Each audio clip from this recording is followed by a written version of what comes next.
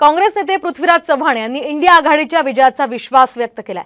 लोकसभा निवडणुकीमध्ये भाजपचं सरकार जाणार आणि इंडिया आघाडीचं सरकार येणार असल्याचा दावा सुद्धा त्यांनी केलेला आहे। दरम्यान लोकसभा निवडणुकीत भाजपच्या 272 पेक्षा कमी जागा येणार असल्याचं पृथ्वीराज चव्हाण यांनी भाकीत केलंय। आणि याच सगळ्या पार्श्वभूमीवर आपण पाहतोय पृथ्वीराज चव्हाण यांनी मोदींवर टीका केली आहे।